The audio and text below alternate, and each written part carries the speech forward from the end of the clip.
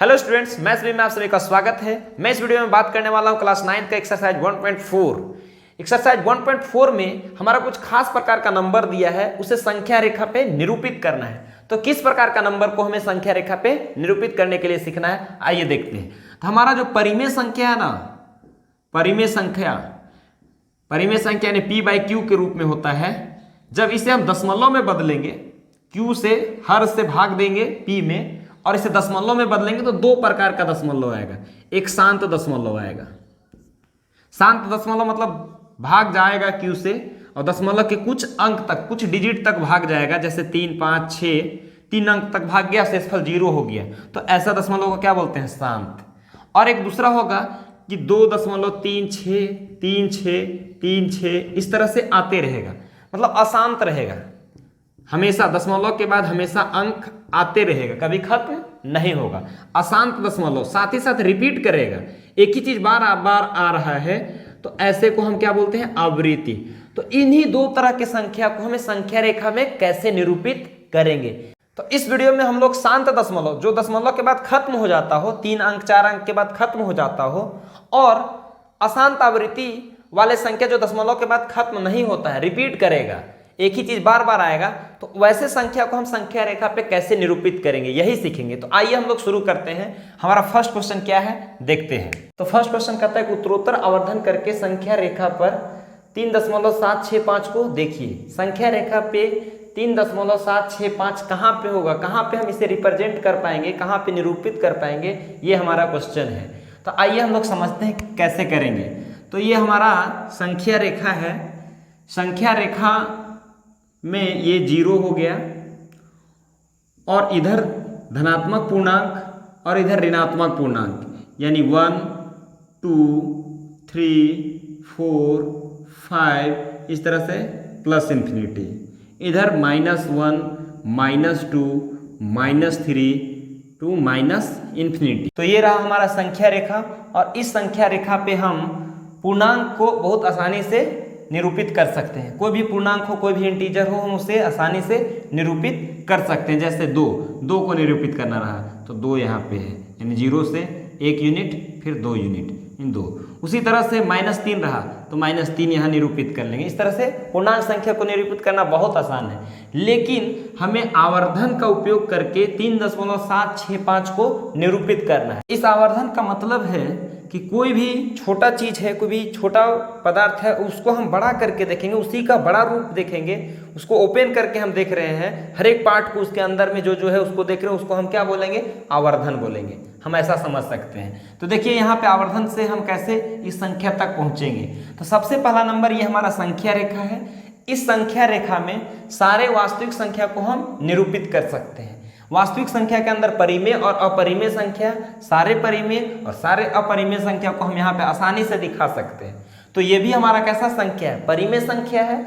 और परिमेय के साथ साथ परिमेय में कैसा दशमलव प्रसार है? शांत दशमलव प्रसार है। इसका मतलब 3.756 के बाद भाग आगे नहीं जाएगा। इसका मतलब जब 5 बार भाग गया होगा, उसके बाद शेषफल क्या होगा? 0 होगा, यानी इसके आगे भाग हम नहीं दे सकते। ये हमारा शांत दशमलव है, और इसे हमें संख्या रेखा पे निरूपित करना है। वो भी किस विधि द्वारा? आवर्धन की विधि द्वारा।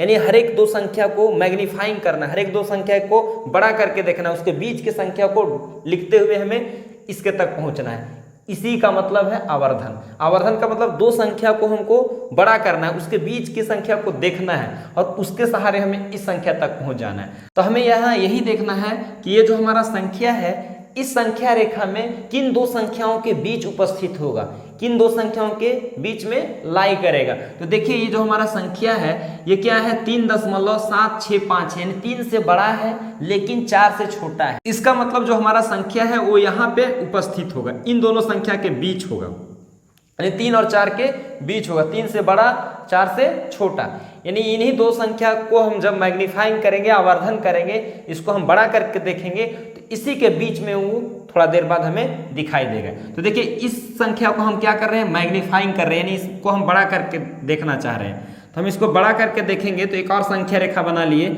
उसमें से 3 को हम फर्स्ट पॉइंट में ले आए और 4 को अंतिम पॉइंट पे ले आए। यानी फर्स्ट इंड में 3 को ले आए और सेकेंड इंड में क्या ले आए? 4 को। अब 3 और 4 के बीच जो संख्या लिखा जा सकता है उसे हम लिख रहे हैं। अब यहाँ पे हम इसके बीच संख्या लिखने में सहूलियत हो इसके लिए हम यहाँ समझने के लिए 0 बैठा रहे हैं, पॉइंट के बाद 0 बैठा है। उसी तरह यहाँ इसे हम आसानी से लिख सकते हैं 4.0, इससे कोई फर्क नहीं होगा। ये एक्चुअल में 3 ही लिखा हुआ है और ये भी 4 लिखा हुआ है। अब इसके आगे हम क्या होगा, इसके आगे कौन सा संख्या होगा, 3.0 है तो 3.1 आएगा, उसके बाद 3.2 आएगा, उसके बाद 3.3 आएगा, इस तरह से आगे बढ़ते रहेगा। 3.5, 3.6, 3.7, 3.8, 3.9 और ये थोड़ा दूर हो जा रहा है तो इसको हम नज़दीक कर दें। यहाँ क्या होगा 4। इस प्रकार से 3 और 4 को हम जब मैग्नीफाइंग किए, 3 और 4 को आवर्धित करके देखे तो हमें इतना सारा संख्या दिखा। 3 और 4 के यहाँ कुछ संख्या दिखाई नहीं दे रहा है, मगर हम जब इसको बड़ा करके देखे, इसके अंदर थोड़ा सा ध्यान दिए तो हमारे इतना सारा संख्या निकला। अब हमारा जो संख्या है वो संख्या यहीं पे कहीं पे किसी दो संख्या के बीच लाई करेगा, यानी कोई दो संख्या के बीच होगा। तो यहाँ पे आप ढूंढेंगे कि हमारा ये जो संख्या है किन दो संख्या के बीच उपस्थित है। तो देखिए हमारा संख्या 3.765, तो 3.7 यहाँ पे 3.7 से ये बड़ा है, क्योंकि 3.7 के आगे 6 है, यानी 3.7 से बड़ा है, लेकिन 3.8 से छोटा है, क्योंकि हमारा फर्स्ट डिजिट 7 ही है, यही फर्स्ट डिजिट 8 हो जा रहा है। तो इन दोनों संख्या के बीच हमारा ये संख्या उपस्थित होगा। तो अब हमारा सेकेंड स्टेप में इस संख्या को हम इन दोनों संख्याओं को मैग्नीफाइंग करेंगे, यानी इन दोनों संख्याओं का आवर्धन करेंगे और इन दोनों संख्याओं के बीच के संख्या को लिखने का प्रयास करेंगे। तो देखिए यहाँ पे तो फर्स्ट इंड में क्या ले आए 3.7 और सेकेंड इंड में क्या ले आए 3.8। अब हमें दशमलव के बाद दो संख्या लाना है। धीरे धीरे हम पहले एक संख्या ले आए, एक संख्या, अब दो संख्या लाने का कोशिश करेंगे। तो 6 लाना है, मतलब सेकंड डिजिट भी आएगा दशमलव के बाद। तो यहाँ पे एक डिजिट है, एक डिजिट अपने से हम 0 लिख दिए, यहाँ पे अपने से 0 लिख दिए, इससे कोई फर्क नहीं है। दशमलव के बाद आप चाहे कितना 0 लगा सकते हो, उससे कोई दिक्कत नहीं है। अब इसके आगे कौन संख्या आएगा, तो 3.71 आएगा, 0 के बाद 1। अब यहाँ 3.72, 3.73, 3.74, 3.75, 3.76, 3.77, 3.78, 3.79। अब इस प्रकार से हम देखेंगे कि हमारा संख्या इस संख्या रेखा में किन दो संख्या के बीच उपस्थित है। देखिए 3.76 है, तो 3.76 यहाँ जरूर होगा, है 3.76 से ये बड़ा है, क्योंकि 3.76 के बाद 5 है, यानी इससे बड़ा है, लेकिन 3.77 से छोटा है। क्यों, 3.77 है, यहाँ 6 है, इसका मतलब इन दोनों संख्या के बीच हमारा ये संख्या होगा। तो अब इस संख्या को हम मैग्नीफाइंग करेंगे, अब इस संख्या को बड़ा करके देखेंगे। तो इस संख्या को जब हम बड़ा करेंगे तो फिर से हमारा क्या एक संख्या रेखा मिलेगा। तो फर्स्ट इंड में ये आ जाएगा 3.76 और उसी प्रकार सेकेंड इंड में क्या आ जाएगा 3.77। अब यहाँ इन दोनों के बीच हमें संख्या लिखना है। तो इन दोनों बीच संख्या लिखेंगे तो अब 3 डिजिट वाला संख्या आएगा, यानी दशमलव के बाद 3 आएगा, तो यहाँ एक 0 लगा दिए, यहाँ भी एक 0 लगा दिए। अब इसके बाद जो संख्या होगा क्या होगा, 0 की जगह में 1 होगा, यानी 3.761 होगा। फिर क्या होगा 3.762 होगा, फिर क्या होगा 3.763 होगा, फिर क्या होगा 3.764 होगा, फिर क्या होगा 3.765 होगा, 3.766, 3.767, 3.768, फिर 3.769। इस तरह से हम इन दोनों संख्याओं के बीच की संख्या लिख लिए। और अब हम संख्या देखेंगे कि हमारा संख्या कहाँ पे है।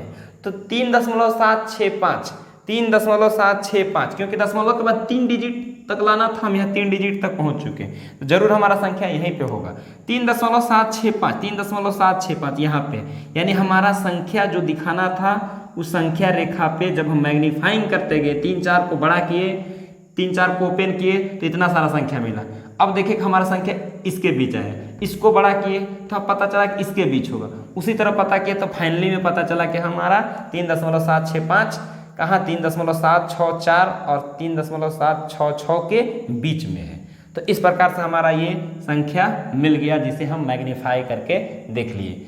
तो यहाँ पे उत्तरोत्तर आवर्धन का मतलब यही है कि स्टेप बाय स्टेप आप आवर्धन करते जाइए, आगे बढ़ते जाइए। फर्स्ट स्टेप पे हम इसको आवर्धन किए, सेकेंड स्टेप में इसको आवर्धन किए। उत्तरोत्तर का मतलब स्टेप बाय स्टेप दो दो संख्या को आवर्धित करके उसके बीच के संख्या निकालते जाना था और उससे के सहारे हमें यहाँ तक हो जाना था। तो इस प्रकार से हमारा फर्स्ट क्वेश्चन कंप्लीट होता है। तो हम संख्या रेखा पे इस संख्या को यहाँ निरूपित कर सकते हैं। तो ये रहा हमारा सेकेंड क्वेश्चन। 4 दशमलव स्थानों तक संख्या रेखा पर 4.26 के ऊपर बार को देखिए।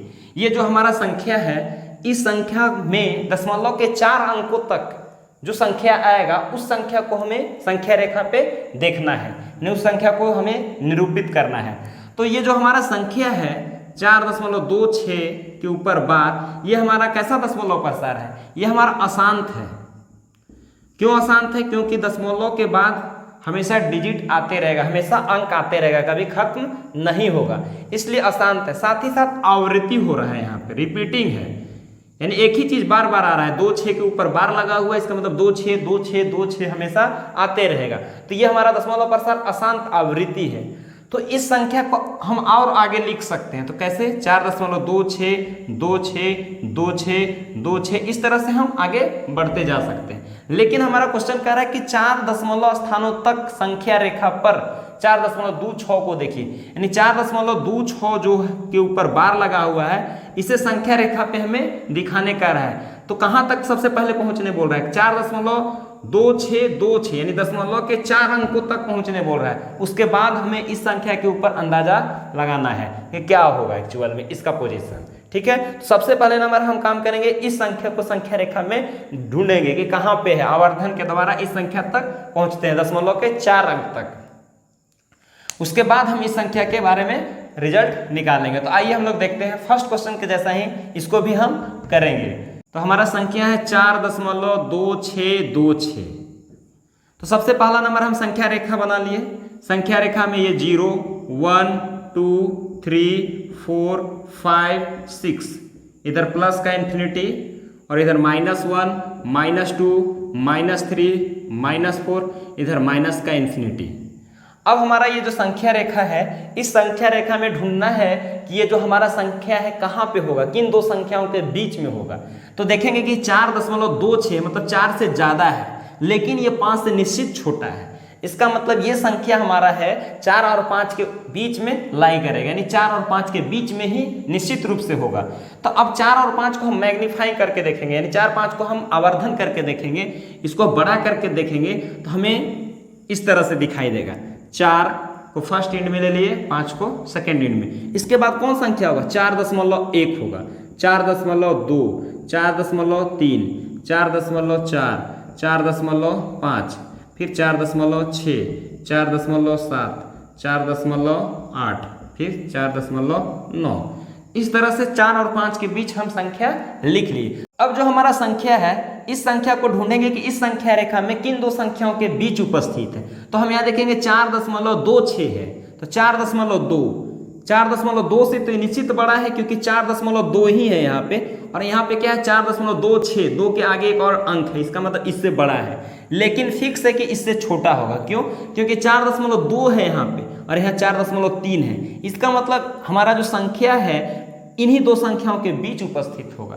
तो इस प्रकार से अगला स्टेप में हम इसको मैग्नीफाइंग करेंगे, यानी इसको हम बड़ा करके देखेंगे, यानी लेंस हम इस पे लगाएंगे।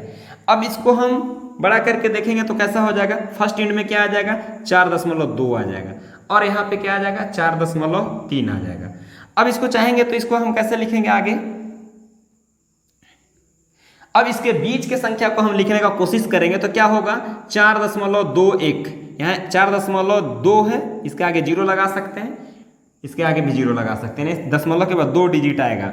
4.21, फिर 4.22, फिर 4.23, फिर 4.24, फिर 4.25, 4.26, 4.27, 4.28, 4.29, ये थोड़ा आगे चला गया, इसको थोड़ा नजदीक ले आते हैं, 4.30। इस प्रकार से हमारा ये 4.2 और 4.3 के बीच के संख्या को लिख लिए, यानी मैग्नीफाइंग कर लिए, आवर्धन कर लिए। अब हमारा जो संख्या है, अब इसे ढूंढेंगे कि इस संख्या रेखा में किन दो संख्याओं के बीच हमारा संख्या हो सकता है। तो देखिए यहाँ 4.26 कहाँ पे है? यहाँ पे इससे तो निश्चित हमारा संख्या बड़ा है, क्योंकि यहाँ तो 4.26 में समाप्त हो गया। ये जो बिंदु है हमारा, ये निरूपित करेगा 4.26, लेकिन 26 के आगे भी यहाँ संख्या है। इसका मतलब ये जो संख्या है इससे बड़ा होगा, लेकिन इससे छोटा होगा। क्यों? क्योंकि यहाँ दूसरा अंक जो है 2.7 है और यहाँ 2.6 है, यानी 6 से तो बड़ा हो जा रहा है। इसका मतलब इन दोनों संख्या के बीच होगा। यानी अगला बार में हम मैग्नीफाइंग करेंगे तो इन दोनों संख्या को करेंगे। इन दोनों संख्या को करेंगे तो क्या हो जाएगा? 4.26। सेकेंड इंड में क्या आ जाएगा? 4.27। अब इसके बीच की संख्या को लिखेंगे तो क्या आएगा? 4.261, 4.262, 4.263, 4.264, 4.265, 4.266, फिर 4.267, 4.268 और 4.269। अब फिर से हम अपना संख्या को इस संख्या रेखा में किन दो संख्याओं के बीच हो सकता है? तो देखिए यहाँ 3 डिजिट है, 262, तो 26 यानी 4.262, 4.262, 262 यहाँ पे है। तो इस संख्या से बड़ा है हमारा, क्योंकि यह 262 तक है और यहाँ 6 है, यानी इससे ये क्या है? बड़ा है, लेकिन इससे निश्चित छोटा होगा, क्योंकि यहाँ तीसरा डिजिट क्या है? 2 है, यहाँ क्या है? 3 है। तो ये हमारा इस संख्या के बीच हमारा संख्या उपस्थित होगा। अब हम इसको फिर से मैग्नीफाइंग करेंगे, इन दोनों नंबर के बीच के नंबर को ढूंढेंगे। अब इन दोनों संख्याओं को हम फिर से बड़ा करेंगे, मैग्नीफाइंग करेंगे, आवर्धन करेंगे तो क्या आएगा? फर्स्ट इंड में 4.262 और सेकेंड इंड में क्या आ जाएगा? 4.263। अब इसके आगे कौन संख्या होगा? 4.261, 2621, 4.2622, 4.2623, फिर 4.2624, फिर 4.2625, फिर 4.2626, फिर उसी तरह 4.2627, थोड़ा छोटा हो गया, लाइन को बढ़ा ले रहे हैं, 4.2628, फिर यहाँ पे 4.2629 और फिर लास्ट में क्या होगा? 4.263।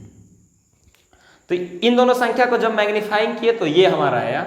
तो अब देखेंगे कि हमारा संख्या कहाँ पे है। तो हमारा 4 डिजिट था दशमलव के बाद, हम इसे ऐसा मैग्नीफाइंग किए कि हम 4 अंक तक पहुंचे, यानी पॉइंट के बाद 4 डिजिट तक हम पहुंच चुके हैं। तो अब हमारा संख्या जो था वो 4 अंक तक दिखने लगेगा। तो क्या हुआ? 4.2626, यानी 4.2626। देखिए यहाँ पे, यानी ये जो संख्या हमारा ये पॉइंट निरूपित करेगा किसको? 4.2626 को करेगा। और ये जो हमारा पॉइंट है ये शांत दशमलव, यानी 4.2626 के बाद खत्म हो गया है। लेकिन हमारा क्वेश्चन में क्या है? 4.26 के ऊपर बार लगा हुआ है, यानी ये खत्म नहीं हो रहा, टर्मिनेट नहीं हो रहा है, अशांत है। तो ये इस पॉइंट को हम नहीं बोल सकते कि हमारा 4.26 के ऊपर बार जो हमारा संख्या है इसी पॉइंट को दिखाएगा। नहीं, इसमें डॉट डॉट चलते रह रहा है, लेकिन ये जो पॉइंट हमारा दिखा रहा है एग्जैक्ट इस नंबर को दिखा रहा है, 4.2626 को दिखा रहा है, लेकिन ये जो हमारा नंबर है इससे बड़ा होगा। तो इसको हम एग्जैक्ट लोकेशन नहीं निकाल सकते, क्योंकि ये हमारा टर्मिनेटिंग नहीं है, खत्म नहीं हो रहा है, ये हमेशा बढ़ते जाएगा। आप कितना पॉइंट तक जाइएगा, जितना अधिक पॉइंट तक निकालिएगा आप उतना करीब तक पहुंचिएगा। लेकिन हम यहीं से अंदाजा लगा सकते हैं कि इस पॉइंट के जस्ट आगे थोड़ा सा होगा, थोड़ा सा आगे होगा। आप चाहें तो इसको और आगे करते जाएंगे, जितना आगे बढ़ेंगे, जितना पॉइंट के आगे अंक तक निकालते जाएंगे आप उतना इसके करीब पहुंचते जाएंगे। लेकिन हमें उतना करीब पहुंचना नहीं है, 4 दशमलव तक के ही बात करना है। यानी हम यहां से अंदाजा लगा सकते हैं कि हमारा ये जो संख्या है ये संख्या इसको रिप्रेजेंट नहीं करेगा। ये पॉइंट, इस पॉइंट से थोड़ा सा आगे हमारा ये पॉइंट कहीं ना कहीं होगा। तो इस प्रकार से हम ऐसे संख्या को जिसका दशमलव प्रसार अशांत आवृत्ति रहता है उसको ऐसे दिखाते हैं। एग्जैक्ट हम उस पॉइंट को नहीं ढूंढ पाते हैं। इस प्रकार से हमारा जो अशांत आवृत्ति वाला संख्या है उसको हम संख्या रेखा में निरूपित कर सकते हैं। यानी एग्जैक्ट तो उसको नहीं दिखा पाएंगे, लेकिन उसके दशमलव के 4 अंक 6 अंक तक जाएंगे और उसके आगे जरा सा आगे पे हम उस पॉइंट को दिखा देंगे कि हमारा ये जो पॉइंट होगा ये 4.26 के ऊपर बार होगा, क्योंकि ये हमारा अशांत है। तो यह चैप्टर हमारा कंप्लीट होता है। फिर मिलते हैं नेक्स्ट वीडियो के साथ, तब तक के लिए धन्यवाद। अगर अच्छा लगा हो तो आप लाइक, शेयर और सब्सक्राइब करना ना भूलें।